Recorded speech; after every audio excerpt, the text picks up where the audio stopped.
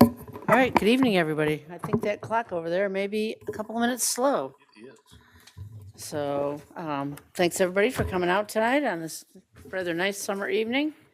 Up first, we have a presentation from MALTA-STILLWATER EMS, their annual report.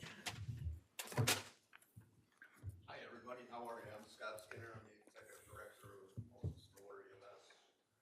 Happy to be here. Happy to be back. I'm going to do this really quick, 10 minutes. There's business to do here, and I know Chief Shaw wants to not be here all night. So this is our 65th anniversary at MALTA-STILLWATER EMS. We've been around 65 years. We started as a all-volunteer organization, and we've evolved a lot. We only have 2 volunteers left, so because of the nature of our business. Here's our personnel, full-time employees. We really fully staffed. We have 19. You can see we're a little understaffed, and those are our part-time employees. We have a vast experience and knowledge that allows us to do what we do. Here's our payroll for people who like the numbers.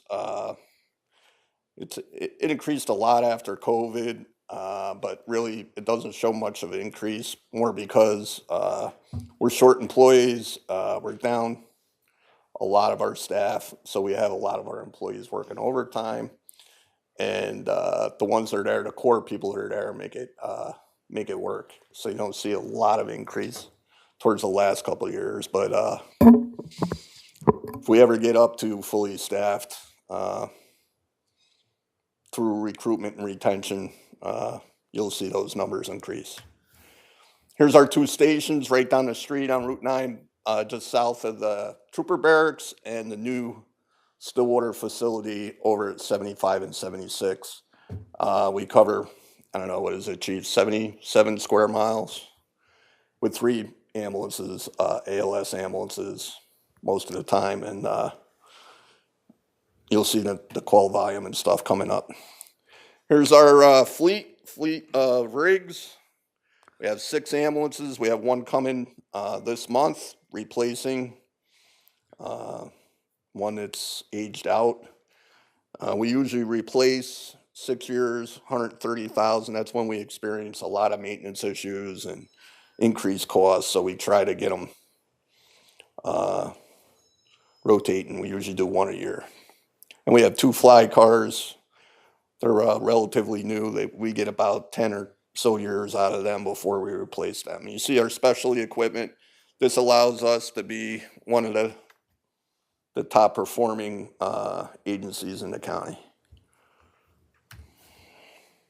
Training is important to us, and we need to educate our people because we deal with some high acuity patients at times, and we have to be ready for that. And you see in front of you, I don't know if you can make it out, a person on a ventilator, a Lucas CPR device, our monitor in the background, and we have pumps, all those fancy things that they use in an emergency room. At times, we have that right in the back of our ambulances. Just a little advertisement. The Red Cross does their blood drive every 4th Tuesday of the month at our station. If you're interested, or if you can give blood, get on the Red Cross website and donate blood. It's a good thing, saves lives. We do community outreach. We don't do a lot of it, more because of staffing, but we do the county Narcan day that's coming up. We do CPR classes for community members. I know we trained up our summer staff for our parks, and I've thrown it out to the last few supervisors. If you want to train your employees, we'll train your employees. And we do community events and standbys. We do the Malta Day, the 5K, and the Stillwater Day, which all happen to be September 12th, all on the same day. Here's one very important award that we've got, and we're one of 7 in upstate New York that have received this award. this award is the Mission Lifeline Gold Award, and this is a standard of care for meeting certain criteria for STEMIs and strokes. And it's basically good care. We do good care. We take care of people that are having these medical emergencies, and we follow up on it to make sure, that they get out of the hospital in good condition. And with good care, you got a better chance. This is our stats from last year. Here we go. We had 4,637 calls. Of those, 3,592 patients went to local hospitals. Our response time is 5.3 minutes. And this is the layout of our transports. ALS is advanced life support. 44% of our calls were transports of that nature. BLS calls, 1,535. Close to 500 refusals, 237 cancellations, and 127 no patient found. And then there's all different things, people that have passed, people we worked on that passed, blood draws over at the trooper barracks, etc. Here's our top requests and types of calls. It's always been, since I've been here, a sick person. It is just so many different things that fall under a sick person. Falls next, breathing problems, and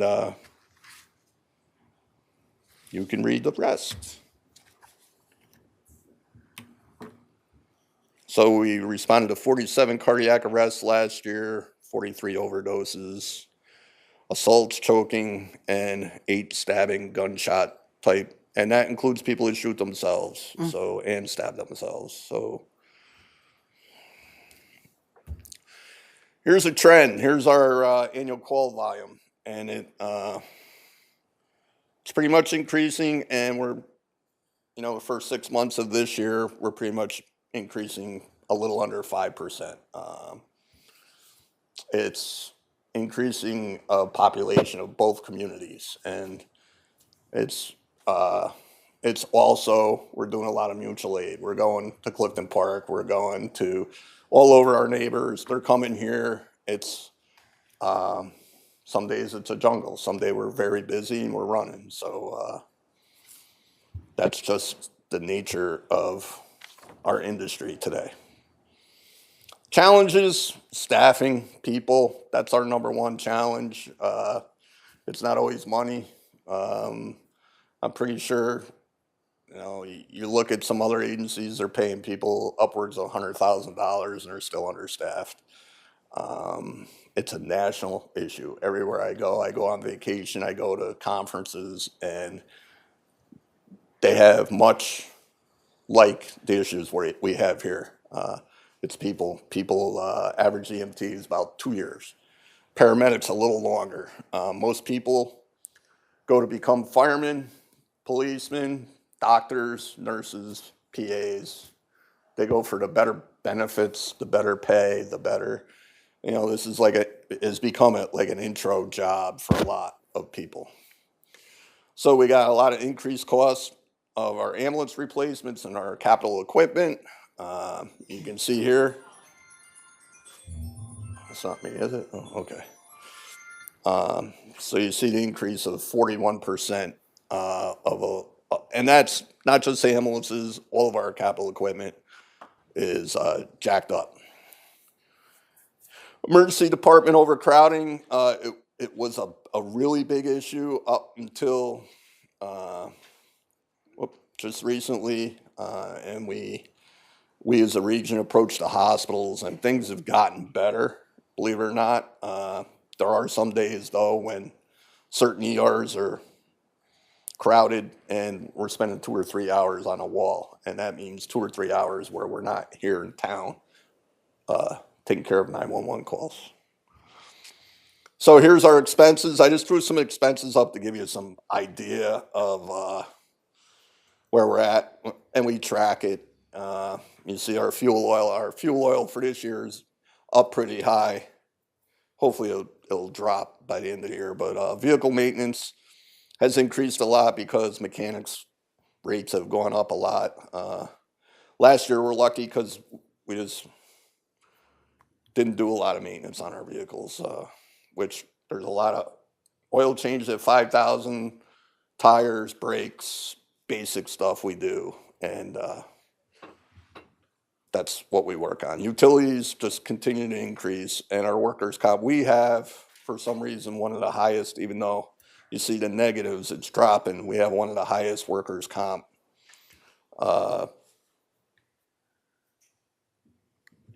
amounts in this county. So you talk about money, what's our, how do we do collecting our money? 46% of our billable services are recovered. Why is that? Because of CMS, if anybody knows Medicaid, Medicare, 40 to 50% of our customers fall within Medicaid, Medicare, and now there's managed Medicare, which I could talk all day about, and I won't here. So they reimburse, and they reimburse at much less than our cost of out the door. So the bottom number of 2.9 million is about what we get after billing for 6.2 million. This is the miles driven for last year. So that's all our vehicles, total miles. And this is, I don't know if you can see it, but we're third in the county for EMS calls in response. And this is for year to date up through the end of May. We're right on just over 4,900 calls tapping out for the year. And so these are our people. There's about, I was checking this out, the 5 people you see in front of you have about 115 years of experience. Not quite as much as Chief Shaw, but it's people that really stick and look to, you really got to care to be in this business for as long as some of these people have been. Any questions? I told you I was going to be quick. Well, first, I want to say, like I've said before, I mean, we were very lucky to have such a, arguably one of the best EMS services certainly in Saratoga County and possibly the state of New York. So we, your dedication of your staff and yourself, I really appreciated. So it's important. And We work really hard at it. Yep. And we could be so much better with the right amount of people. And if you know any people that are interested in getting this, anybody going to medical school, PA school, that's where we've been really successful with people like that. It is a little unnerving that you're so understaffed, so there's that, and then don't think there's any real, you way don't to realize solve that. You don't realize it until you need it. Yeah. I think. I got a question for you. Yes, sir. What's the percentage of the Stillwater calls in comparison to Malta calls? This year it's 76-24 in Stillwater. It's usually about 80-20 clip, 80 in Malta because a lot of our calls are Malta med. But 20 to 25% in Stillwater. Thank you. Which, for everybody to know, we have 1 ambulance on duty in Stillwater and 2 here. Anything Any else? questions? See that? They want to do the other business. Well, I'm sure we'll be seeing you soon when we start our budget process. And if anybody has any questions, you can always call me. I'll answer your questions. I'm pretty transparent. All right, thanks, Scott. Okay. Thanks a lot. Appreciate it. Thank you. Next, I want to, as you recall, last week we had a public hearing on the zoning. I want to close that public hearing. We left it open for written comments. We did receive 1 written comment that was basically a recap of the remarks that a resident had made, and that correspondence has been included in the official record. So the public hearing is closed at 6:15. Well, I'll ask you to stand if you're able and salute the flag, and we'll have a moment of silence. I pledge allegiance to the flag of the United States of America and to the republic for which it stands, one nation, under God, indivisible, with liberty and justice for all.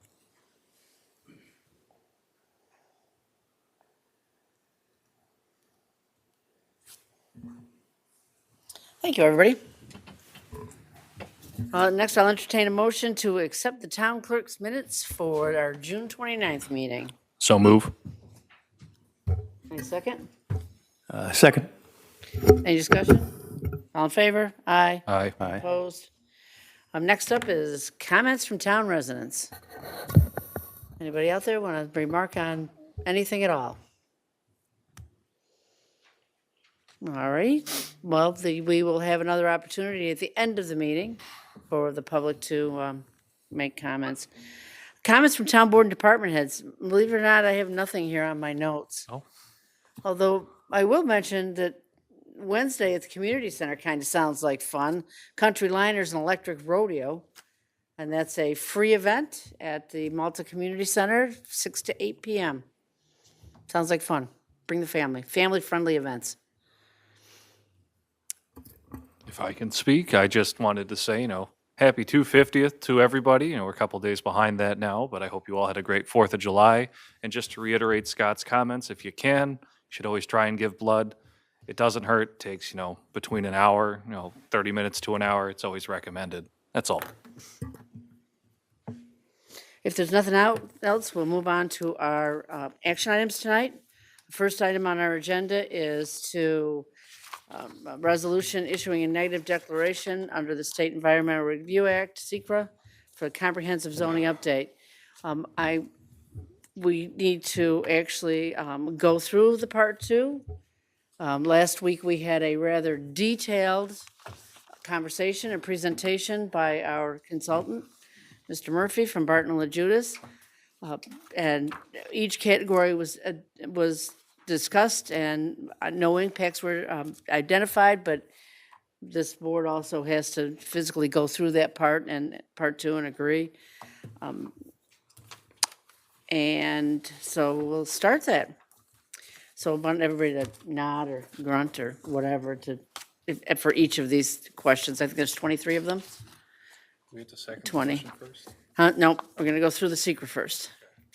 So the first is impact on land. Proposed actions may involve construction of or physical alteration of the land surface of the proposed site. I would argue that no, there is no or minimal impact. Everybody agree? Next one, oops. Oh, you're going to hear these again. You'll have these all memorized by the end of the night. Trust me.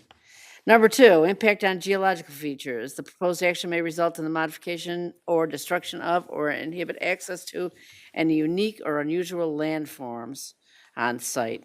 I would say no. Everybody agree? Impacts on surface water. The proposed action may affect one or more wetlands or other water service bodies. I would say no. I'm going to interrupt myself right here just once, just to remind everybody that the action is the zoning. That it's a comprehensive update of our zoning project. It is not relative to any particular projects, because there are no particular projects. Any projects that do come before the planning board or the town board will have to be evaluated on their own merits to see how they conform to the State Environmental Quality Review Act. This is just the legislation. Back to it. Number four, impact on groundwater. The proposed action may result in new or additional use of groundwater or may have the potential to introduce contaminants to the groundwater or an aquifer. I would say no. Impact on flooding. The proposed action may result in development on lands subject to flooding. I would argue no. Impacts on air and climate. The proposed action would include state-regulated air emission source or generate greenhouse gas emissions over 10,000 metric tons of carbon dioxide or equivalents. would say no, there is no or minimal impact. Everybody agree? Stop me if everybody doesn't agree. Impact on plants and animals, the proposed action may result in loss of flora fauna. I would argue no. Impact on agricultural resources, the proposed action may impact agricultural resources. I would argue no. We've taken great pains actually to make sure that that is not the case. Impact on aesthetic resources, the land use of the proposed action is obviously different from or in sharp contrast to current land use patterns between the proposed project and scenic or aesthetic resource. I would say no. Impact on historic and archaeological resources. The proposed action may occur in or adjacent to historic or archaeological resources. I would argue no. Number 11, impact on open space and recreation. The proposed action may result in loss of recreational opportunities or reduction of an open space resource or designated in any adopted municipal open space plan. I would answer no. Impact on critical environmental areas. The proposed action may be located within or adjacent to a critical environmental area. I would say no. Impact on transportation. The proposed action may result in a change to existing transportation systems. No. Impact on energy. The proposed action may cause an increase in the use of any form of energy. No. Impact on noise, odor, and light. The proposed action may result in an increase in noise, odors, or outdoor lighting. No. Impact on human health. The proposed action may have an impact on human health from exposure to new or existing sources of contaminants. I would argue no. Consistent with community plans, the proposed action is not consistent with adopted land use plans. No. Consistency with community character. The proposed project is inconsistent with existing community character. I would argue no. Impact on disadvantaged communities. The proposed project may impact disadvantaged communities as there are no disadvantaged communities identified in Malta. The answer to that would have to be no. And future physical climate risks. The proposed project may be vulnerable to future physical climate risks or increase the vulnerability of human or ecological communities to future physical climate risks. And I would argue no to that also. So, just to clarify, Cynthia, that, based on last meeting where there was the more detailed analysis, Right. and we went through all the supplements, the board has before it the complete full-form EAF. Yep. You've gone through all 20 of those, and to clarify, the board agrees that each of those answers should be marked no on the form, correct? Right. If you- Any disagreement with that? Everybody agrees? Board members? Yeah. I agree. All right. Okay, thanks for clarifying that. But given our answers, I believe that we can determine that this is a type 1 action. So I will also entertain a motion to accept the resolution issuing a negative declaration under the State Environmental Quality Review Act for the comprehensive zoning update. So move. Is there a second? Second. Is there any further discussion? I do want to just remark that the written comment that we did receive doesn't really address any particular SEQRA concerns. So, if there's no other further comment, I'm going to ask the clerk to do a roll call vote. so moved. Councilman Friedman? Yes. Do we have the motion second? Yeah. Don okay, seconded. Yep. Yeah, okay, yeah. Councilman D'Onofrio? Yes. Councilman Warner? Yes. Supervisor Young? Yes. Okay, well, the next action is, Cynthia, if you could just note for the record that Barbara's not present. oh yeah, tonight. note for the record that Barbara Connor, we're missing a member tonight. Barbara Connor is not here, so. With that being done, the next item is to adopt the local law to amend Chapter 167 of the Malta zoning code to terminate and terminate the zoning moratorium. So can I have a motion and second, and then we'll have some discussion? So move. And a second? A second? So for discussion, I just want to point out that we had actually 2 public hearings regarding this zoning. We've had multiple public outreach, multiple public multiple public information periods. We referred it to Saratoga County, and Saratoga County had no objections. This has been a 1.5-year-long project with, including multiple boards. It includes extensive updates to our zoning code. Most of them were basically to update the comprehensive plan, but some others were just to kind of modernize some things. I believe that it is consistent with the comprehensive plan. We've evaluated the seeker and determined that to be in keeping with our townwide GEIS. Our existing current townwide is consistent with that. Minimal environmental impact. Some of the changes are to encourage infill development, to protect some of the more rural characters of the town. It changes some zoning map. The zoning map has changed in some cases. We've worked hard, and we've made a lot of changes with input from residents, consultants, and community partners. And in my opinion, I believe we've done our very best. We've done our due diligence.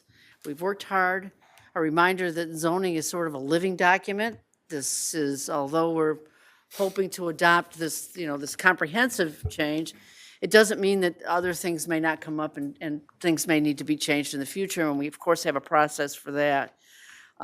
I will be supporting the resolution to adopt the local law, and I hope my colleagues will too.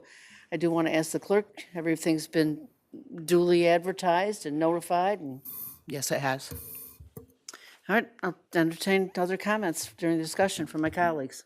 Cynthia did want to point out as a follow-up to that, we did also refer to the county. and I said that, didn't Okay, I? I just missed I it. did say that, and we got the, So this resolution puts the new zoning code forward and terminates the moratorium at the same time? Correct. Or are they separate? correct. Okay. Anybody else, comments? Well, no, we ready to vote? I will Councilman, ask the clerk to give us a roll call vote then. Councilman Friedman, Yes. Councilman Denofrio, Yes. Councilman Warner, No. Supervisor Young. Yes. Thank you. Thank you so much. This has been a lot of work for a lot of people. I need to take a minute to thank particularly our planning staff, which has worked nonstop. I want to thank our consultant who had to put up with us. There's still more work to be done. The townwide GEIS still needs to be updated, but this was a big hurdle. And I also want to thank our town attorney who worked very, very hard on this. And I think hopefully we've got it right. So thank you, everybody. So we'll move on then. The next item is it was kind of if you need it, it's to adopt a local law furthering the moratorium. I will ask for a motion to withdraw this resolution. So moved? In a second. Second. Any discussion? All in favor?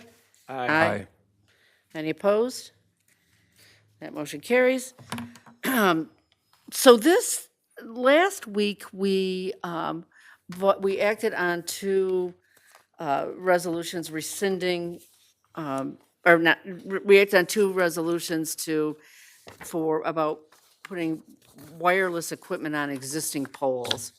And we found afterwards that we probably should have gone through the process of identifying the environmental impacts of those. And so tonight, this resolution is to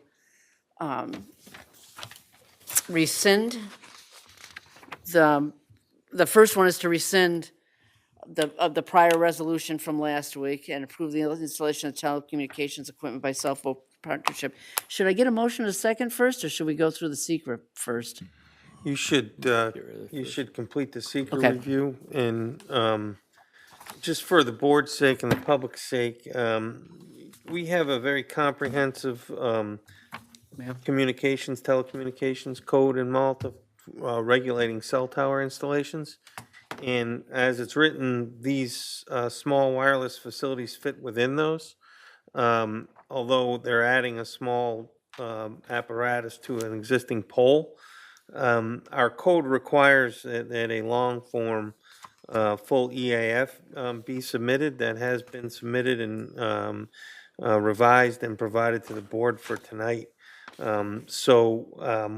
Each one of these coming up resolutions, and first one is regarding the Stewart's headquarters. We need to make a determination of whether there'll be an environmental impact. The applicant has submitted that because we required the full Form EAF, I think that it's a type 1 action, which was really a presumption that there would be environmental, but in reviewing this in the impacts, the resolution that you'll discuss later, and my recommendation is that this not be a type 1 action, it's actually a unlisted action.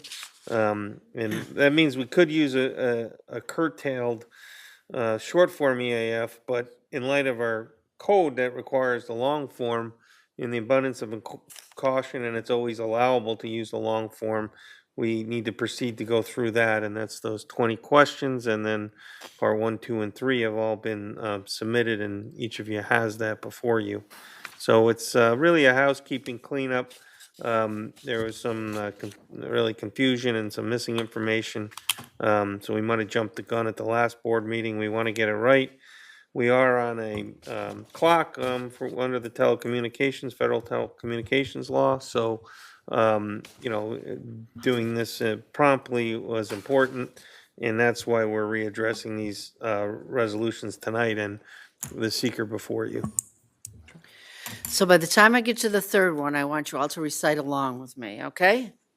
So this one is the part 2 for potential impacts for the Stewart's headquarters. It is poll number NG 95-1. Land impact. And again, these are small wireless devices on existing poles. Impact on land. Proposed action may involve construction on or physical alteration of the land surface of the proposed site. I would say no. This one I gotta actually fill out. Impact on geological features. The proposed action will result in modification or destruction of or inhibit access to any unique, unusual landforms on the site. I would say no. Impacts on surface water. The proposed action may affect one or more wetlands or other surface water bodies. I would argue no. Impact on groundwater. The proposed action may result in new or additional use of groundwater or may have the potential to introduce contaminants to groundwater or an aquifer. I would say no. Impact on flooding. The proposed action will result in development on land subject to flooding. No. I agree. Impacts on air. The proposed action may include state-regulated air emission source. No. Impacts on plants and animals. The proposed action may result in loss of flora or fauna. No. Impact on agricultural resources. The proposed action may impact agricultural resources. No. Impact on aesthetic resources. The land use of the proposed action are obviously different from or in sharp contrast to current land use patterns between the proposed project and a scenic or aesthetic resource. No. Impact on historic and archaeological resources. The proposed action may occur in or adjacent to a historical archaeological resource. No, unless a telephone pole is archaeological. Impact on open space and recreation. The proposed action may result in loss of recreational opportunities or a reduction of open space resource as designated in any adopted municipal open space plan. No. Impact on critical environmental areas. The proposed action may be located within or adjacent to a critical environmental impact area. No. Impact on transportation, the proposed action may result in a change to existing transportation systems, no. Impact on energy, the proposed action may cause an increase in the use of any form of energy, no. Impact on noise, odor, and light, the proposed action may result in an increase on noise, odors, and outdoor lighting, no. Impact on human health, the proposed action may have an impact on human health from exposure to new or existing sources of contaminants, no. Oh, this is the older form, Oh, you can do the 20, well, you can just look at these. right. Consistency with community plans, the proposed action is not consistent with adopted land use plans, no. Consistency with community character, the proposed action is inconsistent with existing community character, no. And the last two questions.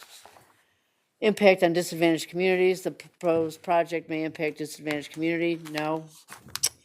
And the proposed project may be vulnerable to physical climate risks or increase the vulnerability of human or ecological communities to physical climate risks, no.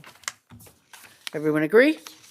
I agree. I would agree for the other two as well, just having heard those. Steve says that we should go through them all individually, so, I will take your recommendation. I mean, I'd love to shortcut it because I think that's what you're gonna find, but Yeah. I think there Yeah. can be unique location differences for each one of these. They should be addressed separately. then I will entertain a motion rescinding the prior resolution and approving the installation of telecommunications equipment on to the existing pole NG 95-1. In this resolution, we take the SEQRA determination in here too, correct? Yes. So move. Any second? Second?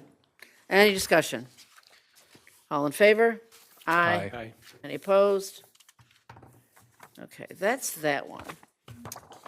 Next, we have the one on Kelch Drive, near the Fairfield. And this one again is existing pole. It's the same sort of thing. So we'll just get right into it. Impact on land, proposed action may involve construction on, or physical alteration of, the land surface of the proposed site, no. Impact on geological features, the proposed action may result in the modification or destruction of, or inhibit access to any unique, unusual landforms on the site, no. Impacts on surface water, the proposed action may affect one or more wetlands and other surface water bodies, no. Impact on groundwater. The proposed action may result in new or additional use of groundwater or may have potential to introduce contaminants to groundwater or an aquifer, no. The impact on flooding. The proposed action may result in development on land subject to flooding, no. Impacts on air. The proposed action may include a state-regulated air emission source, no. Impacts on plants and animals. The proposed action may result in the loss of flora or fauna, no. Impact on agricultural resources. The proposed action may impact agricultural resources, no. Impact on aesthetic resources. The land use of the proposed action are obviously different from or in sharp contrast to current use patterns between the proposed project and a scenic or aesthetic resource, no. Impact on historic or archaeological resources. The proposed action may occur in or adjacent to a historic or archaeological resource, no. Impact on open space and recreation. The proposed action may result in a loss of recreational opportunities or a reduction of an open space resource as designated in any adopted municipal open space plan, no. Impact on critical environmental areas. The proposed action may be located within or adjacent to a critical environmental area. I would say no. Impact on transportation. The proposed action may result in a change to existing transportation systems, no. Impact on energy. The proposed action may cause an increase in The use of any form of energy, no. The impact on noise, odor, and light, the proposed action may increase in noise, odors, and outdoor lighting, no. Impact on human health, the proposed action may have an impact on human health from exposure to new or existing sources of contaminants, no. Consistently with community plans, the proposed action is not consistent with adopted land use plans, no. Impact on disadvantaged communities, the proposed project may impact the disadvantaged community, no. And future physical climate risks, the proposed action may be vulnerable to future physical climate risks or increase the vulnerability of human or ecological communities to future physical climate risks. So I'm satisfied that all those answers are no. Does everybody agree? I agree. Agreed? Then I will entertain a motion to rescind the prior resolution and approve the installation of telecommunications equipment on pole MN 142/6. And Cynthia, just to clarify, like you did before, included in that resolution is the authorization for you to sign the Part 3 and SEQRA. secret Yeah. determination. Yeah. That is the first item after the rescission of the prior resolution. Right. Thanks. Motion? So move. Second. Any discussion? All in favor? Aye. Any opposed? Okay, last but not least, it's the last time you got to hear all this, folks. This is actually one that we don't have to rescind because we didn't actually act on it. We were going to act on it this week. And this is to approve the installation of telecommunications equipment on an existing pole, and this is near Carson's Tavern on Route 9P. It's pole number NM20/NYT21. Impact on land. Proposed action may involve the construction of or physical alteration of the land surface of the proposed site. No. Impact on geological features. The proposed action may result in modification or destruction of or inhibit access to any unique, unusual landforms on the site. No. Impacts on surface water. The proposed action may affect one or more wetlands or other surface water bodies. No. Impact on groundwater. The proposed action may result in new or additional use of groundwater or may have the potential to introduce contaminants to groundwater or an aquifer. No. Impact on flooding. The proposed action may result in development on lands subject to flooding. No. Impacts on air. The proposed action may include a state-regulated air emission source. No. Impacts on plants and animals. The proposed action may result in the loss of flora or fauna. No. Impact on agricultural resources. The proposed action may have impact on agricultural resources. No. Impact on aesthetic resources. The land use of the proposed action are obviously different from or in sharp contrast to current land use patterns between the proposed project and a scenic or aesthetic resource. No. Impact on historic and archaeological resources. The proposed action may occur in or adjacent to a historic or archaeological resource. No. Impact on open space and recreation. The proposed action may result in the loss of recreational opportunities or reduction of open space resource as designated in any adopted municipal open space plan. No. Impact on critical environmental areas. The proposed action may be located within or adjacent to a critical environmental impact area. No. Impact on transportation. The proposed action may result in a change to existing transportation systems. No. Impact on energy. The proposed action may cause an increase in the use of any form of energy. No. Impact on noise, odor, and light. The proposed action may result in an increase in noise, odors, or outdoor lighting. No. Impact on human health. The proposed action may have an impact on human health from exposure to new or existing sources of contaminants. No. Consistency with community plan. The proposed action is not consistent with adopted community land use plans. No. The consistency with community character. The proposed project is inconsistent with the existing community character. No. Impact on disadvantaged communities. The proposed project may impact a disadvantaged community. No. Future physical climate risk. The proposed project may be vulnerable to future physical climate risks or increase the vulnerability of human or ecological communities to future physical climate risks. No. Does everyone agree I agree. with those impacts? Yep. Okay, with that, I will entertain a motion to approve the installation of the telecommunications equipment on NM 20-NYT 21. So moved. Any discussion? We got a second it. Second. Oh, second, yeah. Discussion? All in favor? Aye. Any opposed? Okay, well, we got through those. So next on our agenda is to adopt Chapter 28 Notification of Information Security Breaches Amendment. We've been asked by the state to update our information security breach, so I think everybody had that to review. I'll entertain a motion to accept that. So move. And a second? Second. Any discussion? We did, just by reference, we did send this to our insurance company, and they approved with no changes, so there's no further discussion. All in favor? Aye. Aye. Any opposed? But next, we have our highway superintendent has asked that we amend the 284 agreement. The 284 agreement is a contract between this town board and our highway superintendent to fund certain projects.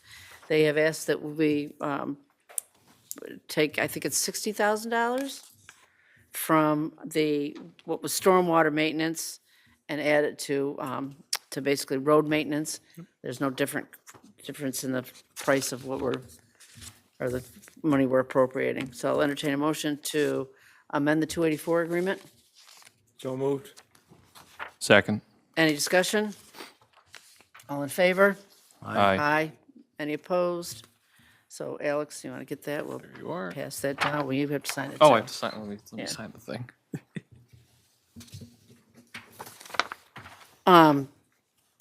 Next is to approve the service award program for the Malta Ambulance Corps.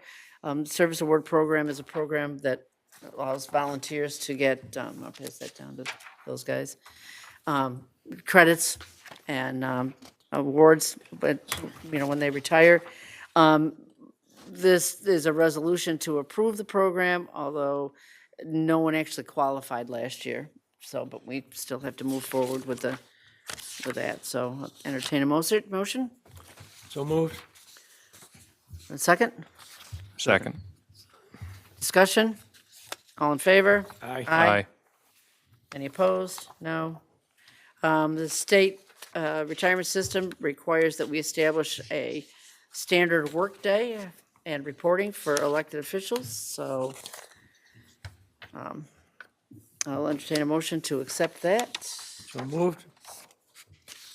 Send a second? Second. And that back down to Jen, thank you. There you are. Any discussion? All in favor? Aye. Aye. Last year, we talked about, any opposed? No? Motion carries. Last week, we talked about one of our water distribution system operators. We want him to attend another course to get additional licensing, to get his grade D licensing. So I will entertain a motion to approve him attending this course. So moved. Second? Second. Any discussion? All in favor? Aye. Any opposed? The next is the appointment of town assessor. As you know, our long-term assessor is retiring. She's counting down the hours now, hours and minutes, I think. And over the course of the last few years, she has very diligently been working with our valuation assistants. So we are proposing to appoint Jessa Salmon as our town assessor, effective on July 17th, the day after Ray Lynn's last day. So I will entertain a motion to appoint Justice Salmon as our town assessor. So move. Second. By way of discussion, I just want to say that I'm really pleased that Jessa has agreed to stay with us as our assessor. She has, everybody over at the county gives accolades on the work she does, and her work ethic, I know for a fact, is exemplary. So with that, I will ask, Questions? yeah, go ahead. It states in here, resolved that the town board waives the residency requirements set forth in the town handbook, and be it further. Do we have to have a separate resolution for that, or is it inclusive? Our town attorney drafted this, and I think he's satisfied with it. Yeah, you can have that include in one resolution. There's also some technical requirements under New York state law. There's legislation that requires assessors to only be residents in the state of New York, so our handbook isn't consistent with that. So it's really more of a formality for the board here. If we were to impose that requirement, arguably we'd be violating state law. So in this particular appointment, I'm fully satisfied that we could do it in this resolution. So we don't have to have a separate resolution Correct. for that? Okay, thank you. I mean, you can, which wasn't discussed, we could, have a separate resolution to amend our handbook, or if the board so choose, independent of this resolution, to adopt a policy or to amend the handbook is a different matter, but Because the handbook states that we have to have a resolution for it. correct. Right, and it says that we can waive that, and that's what we're doing here. I don't, in all of my years of being in Malta, the assessor has never been a resident of the town, That's true. so, We Right, probably don't have any assessors yeah. in town. And I mean, we're lucky that we have somebody that's qualified and certified by the state of New York to be an assessor, so. Any other further discussion? All in favor? Aye. Aye. Any opposed? Congratulations. Congratulations. And we'll be seeing a report from our brand-new assessor at our next meeting on the grievance process. Next is to accept the appointment of a distribution system operator for our water department.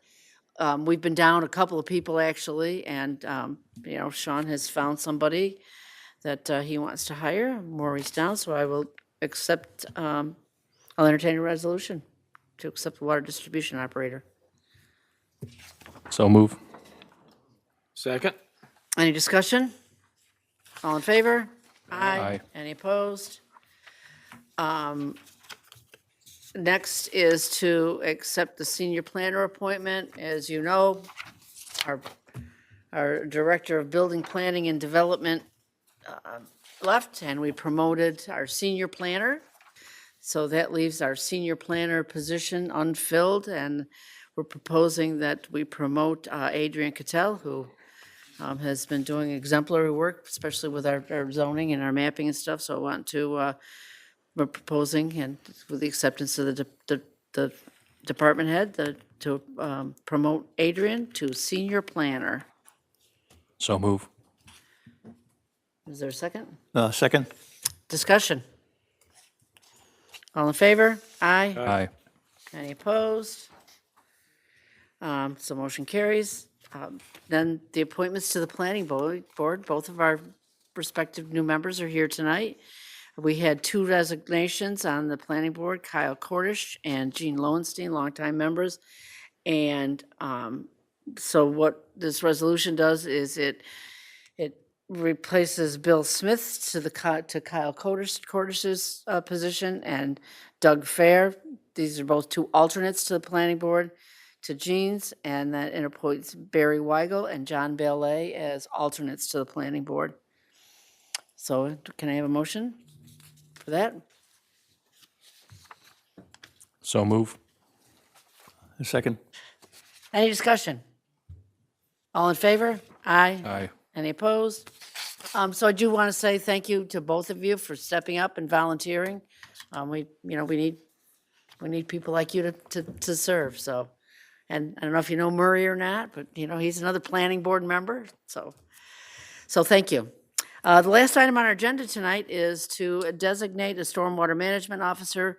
Last week, we appointed a planner, and by design, planners also are stormwater management officers. We did not have that in the resolution, so this resolution appoints Isabella Maruca as a stormwater management officer. So moved. Second. Discussion. All in favor? Aye. Aye. Aye. Any opposed? So, thank you. We do have a period here now at the end of our meeting if residents want to speak on any topic. I'll open it up to the public. You don't have to raise your hand. It's not school, Karen. Oh, yeah, but school's out for summer. Thankfully. Good evening, Karen Evanarius, Malta Ridge. I know I came in a few minutes late, and I know you voted on the this updated zoning and the seeker. And as I said at the end of last meeting, and as I've been saying since April about the land conservation zoning, and I know everyone has different feelings, but it's disappointing that we're continuing to move forward, that we were moving forward to this, and we voted a 4-1 to pass the negative SEQRA declaration. So there is a lot of public outcry, people who spend a lot of money to hire attorneys to fight this on their private property, and you're taking away their rights. And it's disappointing to see that that this is happening to neighbors who are very stressed and concerned about what they'll be able to do or not do on their property, even though it's always been zoned or always been controlled by DEC, and there hasn't been public outcry that people are disrespecting the land and the Drummond Creek. So to move forward with this, I understand it was part of the comprehensive plan.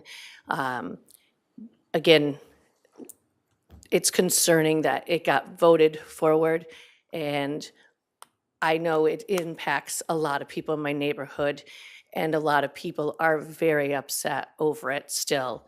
And I just feel like you've thought about it and you have gone back, and I know a lot of work has gone with our planning department in redoing the maps and looking at things, and I know people are appreciative of that. I just think that this land conservation thing is really restricting people's property rights and what they can and can't do on their property. And people spend a lot of time with their being able to own property and have worked very hard to be able to purchase their properties, and to take that away from them is really disheartening that this town wants to do that. I'm all for protecting land, but I think we need to do it in the right way, especially when it's already zoned DEC. I've already talked about why the FEMA designation is wrong and flawed and problematic. I know attorneys have also said stuff, and other people. I know we've had our own personal issues with FEMA that we have resolved with them, and how it's financially going to impact. And now that Justice Salmon's the assessor, I know I had talked to her back in April on the phone on how she didn't even know about this land conservation zoning, and how is that even going to impact people's assessments. And we have no idea how that's going to impact the value, and how that value is going to impact the money that comes in for taxes here to the town and the school. And the other thing is, so that's very controversial, that the whole zoning, and it's been a problem, and that we're voting in negative seeker, and we're I know it's been a long process, but I just think that needs more look when you have so many people coming to multiple meetings still to talk about land conservation. The other thing that I have noticed through a variety of meetings is the ADA compliance. And I heard a lot of people talk about it, a variety of meetings in that town building. And I remember when Mr. Gottman was over there as the judge, it was kind of a little rundown. And it sounds like this has been problematic for many years, different town boards. And I really think that pushing to get like the ramp set, and it seems like there isn't huge hurdles to do some minor repairs that would be really good, especially if I heard we repave like the dog parking lot and different things like that. I think that should be a priority over, last week you talked about lights at the soccer fields. I think ADA compliance of a public building is more important because we all have different things that could potentially happen to us, or family members that might need to get into these buildings. So I think that should be something pushed forward that you should get fixed as soon as possible. So again, I know this is a lot, and I appreciate everyone's work, the building department, all of you guys looking at things, changing things, Mr. Gottman looking at the laws, and really appreciate everything.